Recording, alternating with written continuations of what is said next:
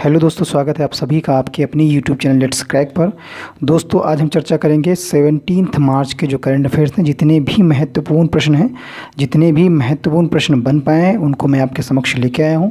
तो बढ़ते हैं आज के करंट अफेयर्स की तरफ। पहला क्वेश्चन कह रहा है कि हाल ही में सुर्खियों में रहा राष्ट्रीय भूमि मुद्रीकरण निगम। ठीक है, सुर्खियों में रहा राष्ट्रीय भूमि मुद्रीकरण निगम जो है निम्नलिखित में से किस मंत्रालय के तहत जो है काम करता है? तो इसका करेक्ट आंसर क्या हो जाएगा? ये जो वित्त मंत्रालय है ये इसके अंतर्गत जो है काम करता है, राष्ट्रीय भूमि मुद्रीकरण निगम। अगले क्वेश्चन की तरफ बढ़ते हैं, देखते हैं नेक्स्ट क्वेश्चन क्या कह रहा है। नेक्स्ट क्वेश्चन कह रहा है कि हाल ही में शुरू किए गए डोनेट ए पेंशन, ठीक है, डोनेट ए पेंशन पहल का जो उद्देश्य है वो क्या है? जो डोनेट ए पेंशन है उस पहल का जो उद्देश्य है, जो एम है या जो गोल है वो क्या है? तो इसका करेक्ट आंसर क्या हो जाएगा प्रश्न संख्या 2 का?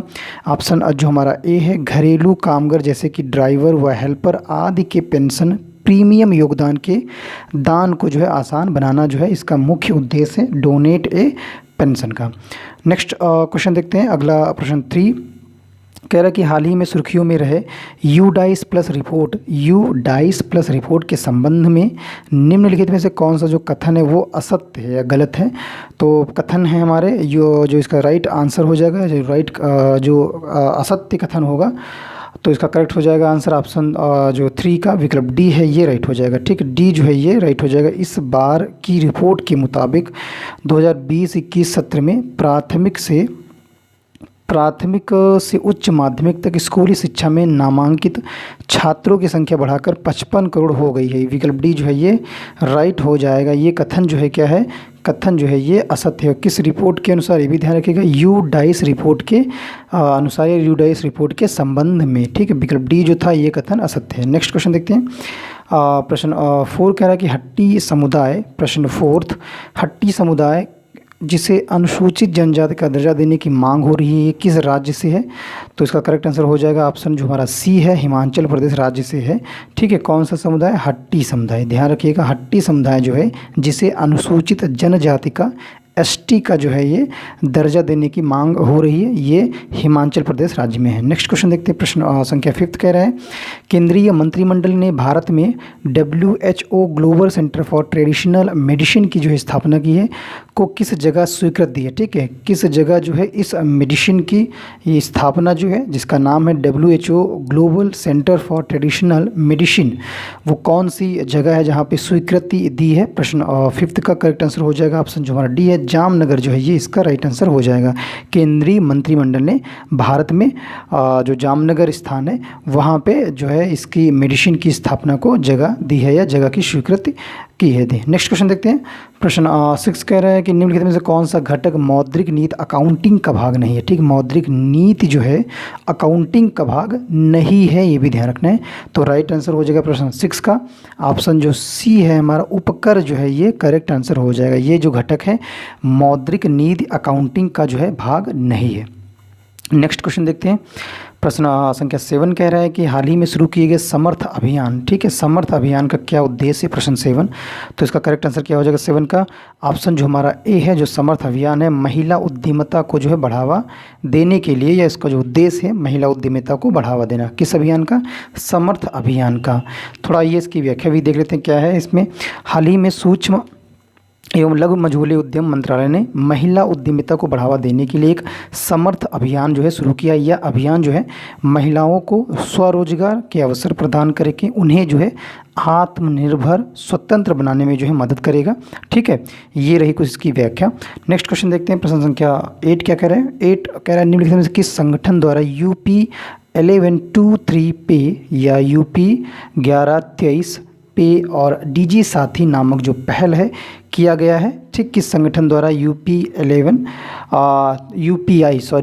नहीं, UPI है ये, UPI 123 पे। ठीक है, UPI 123 और फिर है लास्ट में पे। ठीक है, ये और इसी के साथ DG साथी जो नामक पहल है ये किया गया है किसके अनुसार जो है, किसके अकॉर्डिंग जो है ये किया गया है? ये पहल है किसके अनुसार शुरू किया गया? तो राइट आंसर हो जाएगा प्रश्न 8 का ऑप्शन जो हमारा बी है, RBI जो है ये इसका करेक्ट आंसर हो जाएगा। ठीक है, बी जो है RBI जो है इसका राइट आंसर हो जाएगा। UPI और 123 पे और DG साथी नामक जो है पहल शुरू की है RBI ने। ठीक है, नेक्स्ट प्रश्न देखते हैं, इसकी थोड़ी व्याख्या भी देख लेते हैं क्या है। व्याख्या कह रहा भारतीय दूरसंचार विनियामक प्राधिकरण यानी ट्राई के अक्टूबर 2021 के आंकड़ों के अनुसार देश में 118 करोड़ जो है मोबाइल फ़ोन यूजर्स हैं। कितने? देश में 118 करोड़। कब? अक्टूबर 2021 ट्राई के अनुसार ये आंकड़े कहते हैं कि देश में जो है 118 करोड़ जो है मोबाइल फ़ोन यूजर्स हैं। इसमें जो है 74 करोड़ जो है स्मार्टफोन यूजर्स हैं, जबकि बाकी जो है बच्चे लोग फीचर फ़ोन का जो है इस्तेमाल करते हैं। और अब अगर इन फीचर फ़ोन वालों को गूगल पे, फ़ोनपे या फिर पेटीएम की तरह पेमेंट करना हो तो वे नहीं कर पाते हैं। लेकिन बीते 8 मार्च को जो है आरबीआई ने इस समस्या का समाधान प्रस्तुत करते हुए फीचर फ़ोन के लिए जो है यूपीआई 123 पे नामक एक यूनिफाइड पेमेंट इंटरफेस, जिसे बोलते हैं यूपीआई का फुल फॉर्म है यूनिफाई पेमेंट्स इंटरफेस, जो है लॉन्च किया है। इसकी मदद से जो है यूजर्स जो है जिनके पास फीचर्स फ़ोन के जरिए जो है वो अपना जो यूपीआई पेमेंट जो है कर सकेंगे। स्कैन एंड पे विकल्प छोड़कर सभी तरह के ट्रांजैक्शन में किए जा सकते हैं। ठीक है, स्कैन करने वाले को छोड़कर जितने भी ट्रांजैक्शन इसमें सफलतापूर्वक जो है किए जा सकते हैं। तो ये रही इसकी कुछ व्याख्या। नेक्स्ट क्वेश्चन देखते हैं। अगला प्रश्न क्या है? प्रश्न 9 कह रहा है कि भारत के संविधान के किस अनुच्छेद के तहत निम्नलिखित पंक्ति दी गई है? प्रश्न 9, यह भारत के प्रत्येक नागरिक का कर्तव्य होगा जो माता पिता या अभिभावक हैं कि वह अपने बच्चों को शिक्षा के अवसर प्रदान करें, जैसे भी मामला हो 6 और 14 वर्ष की आयु के बीच जो है देखभाल करें। यह किस आर्टिकल के तहत कहा गया है या किस में यह प्रावधान है? कौन से अनुच्छेद में प्रावधान है? प्रश्न संख्या 9 का। तो इसका करेक्ट आंसर क्या हो जाएगा? ऑप्शन जो हमारा बी है, विकल्प जो हमारा बी है ये राइट हो जाएगा। ठीक है, अनुच्छेद 51A जो है ये इसका करेक्ट आंसर हो जाएगा। देखते हैं इसकी व्याख्या कह रही है। अनुच्छेद 51A में क्या है? अनुच्छेद 51A में है ये मौलिक कर्तव्य से हमारे संबंधित है। अनुच्छेद 51A ये भारत के प्रत्येक नागरिक का कर्तव्य होगा जो माता पिता या अभिभावक हैं अपने बच्चे को शिक्षा के अवसर जो है प्रदान कराएंगे, ऐसा अनुच्छेद 51A के तहत जो है प्रावधान है। नेक्स्ट क्वेश्चन देखते हैं। प्रश्न संख्या 10 कह रहा है निम्नलिखित में से किसने दूर संचार विवाद निपटान एवं अपीलीय न्यायाधिकरण का नया अध्यक्ष जो है नियुक्त किया गया है? किसे? तो राइट आंसर हो जाएगा 10 का ऑप्शन जो हमारा डी है, जस्टिस DN पटेल जो है इसका करेक्ट आंसर हो जाएगा। इन्हें जो है दूर संचार विवाद निपटान एवं अपीलीय न्यायाधिकरण का जो है नया अध्यक्ष जो है नियुक्त किया गया है। आइए थोड़ी इसकी व्याख्या भी देख लेते हैं। हाल ही में दिल्ली उच्च न्यायालय के मुख्य न्यायाधीश DN पटेल को दूर संचार विवाद निपटान एवं अपीली न्यायाधिकरण के अध्यक्ष के रूप में नियुक्त किया गया है। बता दें जो कि दूर संचार विवाद निपटान एवं अपीली न्यायाधिकरण जिसे TDSAT की स्थापना जो है दूर संचार ऑपरेटरों और उपभोक्ताओं के बीच विवादों को सुलझाने के लिए की गई थी। इस ट्रिब्यूनल का अध्यक्ष नियुक्त होने के लिए सर्वोच्च न्यायालय का न्यायाधीश या उच्च न्यायालय का मुख्य न्यायाधीश होना जरूरी है। ठीक है, ये जो ट्रिब्यूनल है इसमें आप अध्यक्ष बनने के लिए जो योग्यता है आपकी वो क्या होनी चाहिए? सर्वोच्च न्यायालय का न्यायाधीश हो या उच्च न्यायालय का मुख्य न्यायाधीश होना चाहिए। नेक्स्ट क्वेश्चन देखते हैं। प्रश्न संख्या 11 क्या कह रही है? 11 कह रहा है कि निम्नलिखित में से किस संगठन द्वारा सागर जो है परिक्रमा कार्यक्रम जो है इसकी शुरुआत की गई? सागर परिक्रमा जो कार्यक्रम है इसकी शुरुआत की गई है। तो इसका करेक्ट आंसर क्या हो जाएगा? 11 का ऑप्शन जो हमारा बी है, केंद्रीय मत्स्य पालन विभाग जो है ये इसका करेक्ट आंसर हो जाएगा। आइए थोड़ी इसकी व्याख्या भी समझ लेते हैं। जो व्याख्या में है भारत के तटीय राज्यों की जो अर्थव्यवस्था है या उसकी जो सुरक्षा है और आजीविका के लिए जो है महासागर बेहद ही जो बहुत महत्वपूर्ण होता है या महत्वपूर्ण भाग होता है। जो तटीय राज्य होते हैं उनकी अर्थव्यवस्था, सुरक्षा और उनकी आजीविका के लिए। इसी महत्व को देखते हुए जो है 5 मार्च को जो है केंद्रीय मत्स्य पालन, पशुपालन और डेयरी मंत्री जो है कौन है? श्री पुरुषोत्तम रूपाला ने। ठीक है, श्री पुरुषोत्तम रूपाला। एक प्रश्न और भी मिल जाता है यहाँ पे कि जो केंद्रीय मत्स्य पालन, पशुपालन और डेयरी मंत्री हैं कौन है? श्री पुरुषोत्तम रूपाला ने एक जो है सागर परिक्रमा इन्होंने शुरू की है या उद्घाटन किया है। ठीक, इस कार्यक्रम का जो आयोजन होगा वो मत्स्य पालन विभाग और राष्ट्रीय मत्स्य विकास बोर्ड, भारतीय तटरक्षक बल, भारतीय मत्स्य सर्वेक्षण, गुजरात समुद्री बोर्ड और मछुआरों के प्रतिनिधियों द्वारा संयुक्त रूप से जो है किया जाएगा। ठीक है, संयुक्त रूप से किया जाएगा। नेक्स्ट क्वेश्चन देखते हैं। अगला प्रश्न क्या कह रहा है?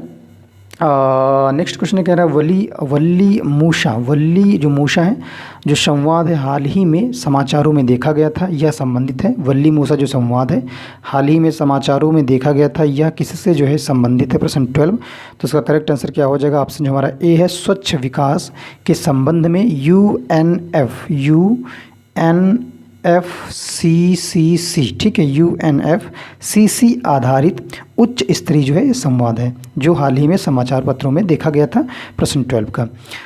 नेक्स्ट क्वेश्चन, इसकी थोड़ी व्याख्या भी समझ लेते हैं कि यूएनएफसीसी ने सीडीएम पर एक उच्च स्तरीय नीति वाली जो है नीति वार्ता बुलाई, जिसकी अध्यक्षता जो है दक्षिणी अफ्रीका के पूर्व पर्यावरण मंत्री मोहम्मद वली मूसा ने की। ठीक है, अगर इस तरह से प्रश्न आ जाए कि जो ये सीडीएम या यूएनएफसीसी ने जो है या इसकी जो ये वार्ता हुई है इसकी जो अध्यक्षता की किसने की है, तो इसकी अध्यक्षता दक्षिणी अफ्रीका के जो पूर्व पर्यावरण मंत्री थे मोहम्मद वली मूसा ने जो की है। ये भी प्रश्न एक बन सकता है या निकल के आ।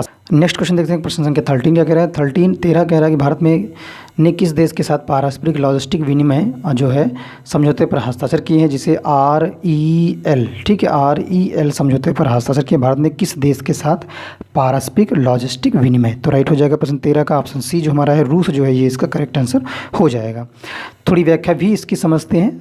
भारत रूस के साथ द्विपक्षीय लॉजिस्टिक विनिमय RLOS को लागू करने की स्थिति में है और इस समझौते के द्वारा भारत को आर्कटिक क्षेत्र में रूसी सुविधाओं तक पहुंच जो है प्राप्त होगी और इस क्षेत्र में जो है वैश्विक गतिविधि में वृद्धि हो रही, क्योंकि यहाँ जो है नए शिपिंग मार्ग खुल रहे हैं। ठीक है, यह रूस के सुदूर पूर्व में भारत के निवेश को बढ़ाने में सहयोगी होगा। जो भारत अपना निवेश करेगा सुदूर जो पूर्व रूस है उसमें जो है इसको सहयोगी होगा। ठीक है, भारत ने 2016 में अमेरिका के साथ logistic exchange memorandum of agreement LEMOA, ठीक है, या LEMOA के साथ जो है शुरुआत करते हुए सभी क्वाड देशों जिसमें फ्रांस से सिंगापुर और दक्षिणी कोरिया के साथ कई लॉजिस्टिक जो है समझौते पर हस्ताक्षर किए थे। भारत ने कब? 2016 में। नेक्स्ट क्वेश्चन देखते हैं, प्रश्न संख्या 14 क्या कह रहा है। 14 कह रहा है कि भारत के लिए night navigation mobile app launch करने का वाला भारत का पहला राज्य कौन सा है? कौन सा ऐप है? Night navigation mobile app. तो इसका राइट आंसर हो जाएगा 14 का ऑप्शन सी जो हमारा है असम जो है ये करेक्ट आंसर हो जाएगा। नेक्स्ट प्रश्न देखते हैं, प्रश्न संख्या 15 क्या करिए। 15 प्रश्न कह रहा है कि freedom in the world report निम्नलिखित में से किस संगठन द्वारा जो है प्रकाशित की जाती है?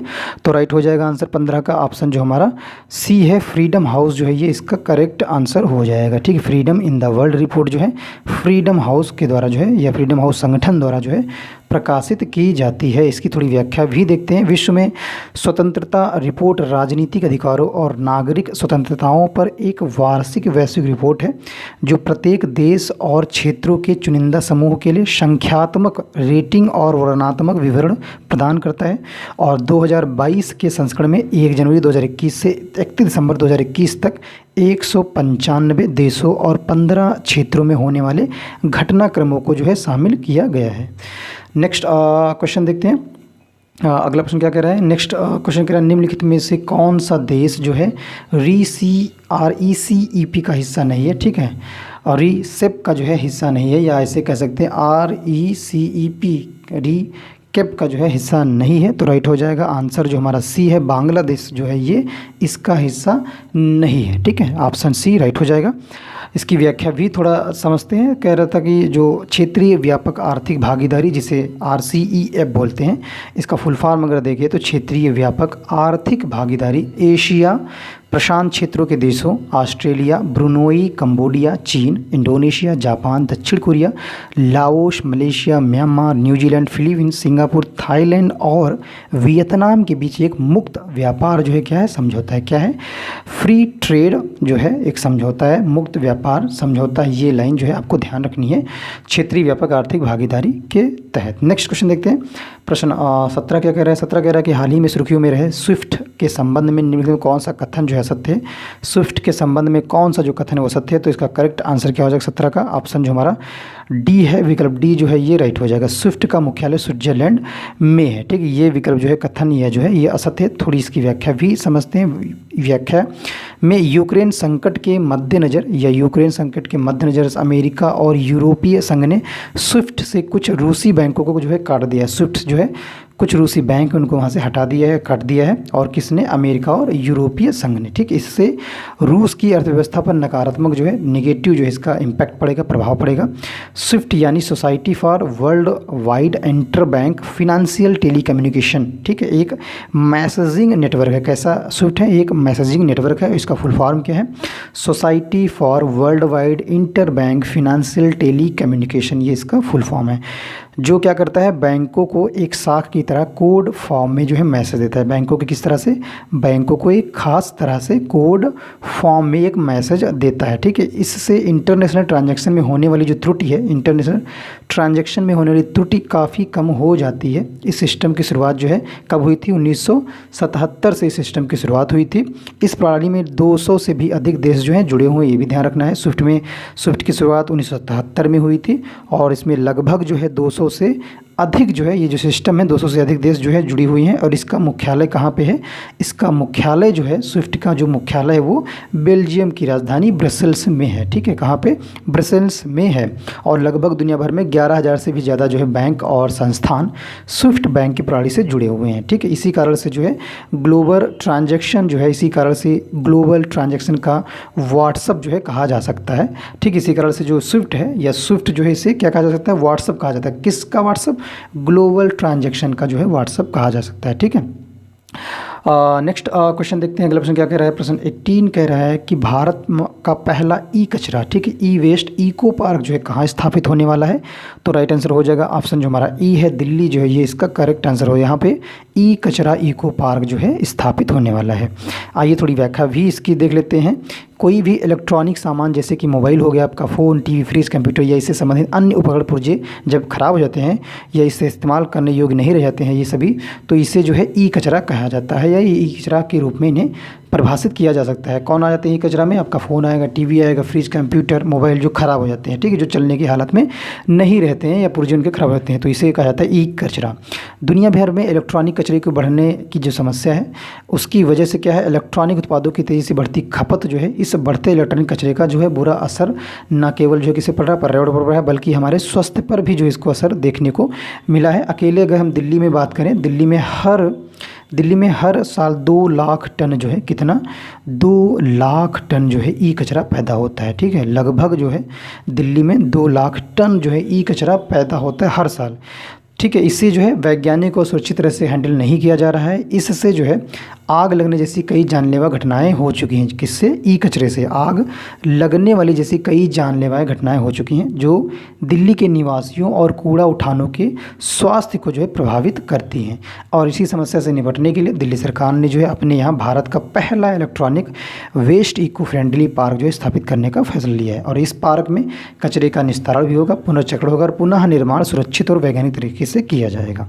आगे देखते हैं। नेक्स्ट क्वेश्चन 19 कह रहा है कि भू-स्थिर परिचालन पर्यावरण उपग्रह GOES किस संगठन द्वारा संचालित किया जाता है। तो इसका करेक्ट आंसर हो जाएगा 19 का ऑप्शन जो बी है, राष्ट्रीय महासागरीय और वायुमंडलीय प्रशासन जो है ये इसका करेक्ट आंसर हो जाएगा। व्याख्या देखते हैं थोड़ी इसकी। भू-स्थिर परिचालन पर्यावरण उपग्रह जिसका फुल फॉर्म है ये GOES का फुल फॉर्म है भू-स्थिर परिचालन पर्यावरण उपग्रह संयुक्त राज्य अमेरिका के राष्ट्रीय महासागरीय और वायुमंडलीय प्रशासन नोवा के राष्ट्रीय पर्यावरण उपग्रह डेटा सूचना सेवा प्रभाग द्वारा जो है संचालित होता है, ठीक है। यह मौसम करता क्या है, यह मौसम का जो है पूर्वानुमान पहले से अनुमान लगाता है, गंभीर तूफानों की ट्रैकिंग भी करता है और मौसम विज्ञान अनुसंधान में जो है ये सहायता करता है। अंतरिक्षयान और सिस्टम के पृथ्वी आधारित भाग जो हैं, जो अंतरिक्षयान है और उनसे सिस्टम पे जो है आधारित जो पृथ्वी के जो भाग हैं, पर्यावरणीय डेटा एकत्रित करने के लिए एक साथ जो है दोनों मिलकर काम करते हैं। नेक्स्ट क्वेश्चन देखते हैं। प्रश्न 20 का कह रहा है यूक्रेन की जो है भौगोलिक स्थिति संबंध में कौन सा कथन जो है असत्य है। तो इसका करेक्ट आंसर क्या हो जाएगा, हमारा 20 का ऑप्शन जो हमारा ए है, विकल्प जो ए है ये राइट हो जाएगा। बुल्गारिया की सीमा यूक्रेन और ब्लैक सी से लगती है, ये जो कथन है यूक्रेन की भौगोलिक स्थिति से संबंधित नहीं है, ठीक। ये विकल्प ए राइट हो जाएगा। थोड़ी इसकी व्याख्या समझते हैं। इससे पहले यूक्रेन का मैप भी देख सकते हैं और मैप में ये रहा हमारा यूक्रेन, जिसके पश्चिम में पोलैंड पड़ता है और उत्तर में जो है बेलारूस और उत्तर पूर्व में रशिया और पश्चिम और दक्षिण में जो है ये रोमानिया का हिस्सा रहता है और इस साइड में जो है हमारा सी है, ठीक है। तो ये हमारी यूक्रेन की कुछ भौगोलिक स्थिति है। तो आइए इसकी थोड़ी व्याख्या भी देख लेते हैं। क्या है यूक्रेन जो है, यूक्रेन दुनिया का 46वां और यूरोप का दूसरा सबसे बड़ा देश है, ठीक है। कौन सा? दुनिया का 46वां और यूरोप का दूसरा सबसे बड़ा देश है। और यूक्रेन का कुल जो क्षेत्रफल की बात करीब 6 लाख वर्ग किलोमीटर है। देश की कुल जनसंख्या की बात करें तो 44.9 मिलियन है, यानी कि 4.49 करोड़ देश की जनसंख्या है। और यूक्रेन की जनसंख्या का लगभग जो है 78% जो है 78% जो है हिस्सा मूल यूक्रेन वासियों का है। 78% जो है वहाँ मूल निवासी ही रहते हैं, और जबकि 22% हिस्सा दूसरे देशों से आकर वहाँ पे बसे हुए हैं। यूक्रेन की बात कर रहे हैं। और यूक्रेन की जो सीमाएं हैं वो रूस से लगती हैं, बेलारूस से लगती हैं, मोल्दोवा से लगती हैं, रोमानिया से मिलती हैं, पोलैंड, हंगरी, स्लोवाकिया, ब्लैक सी और आर्जव सागर, ठीक, ब्लैक सी के बाद जो है वो है अजोव सागर से लगती हैं। ये यूक्रेन की सीमाएं हैं, ठीक है। अंतिम प्रश्न के साथ आज का जो करंट अफेयर पे बेस्ड सेशन था वो समाप्त होता है। और सेशन अगर पसंद आया हो तो गए सेशन को लाइक शेयर करना बिल्कुल भी ना भूलिएगा। और चैनल पे यदि हमारे पहली बार विजिट कर रहे हैं, हमारी वीडियोज़ को पहली बार देख रहे हैं, तो चैनल को सब्सक्राइब करें और बेल आइकन को दबाना ना भूलिएगा। मिलते हैं नेक्स्ट सेशन में। Thank you so much guys.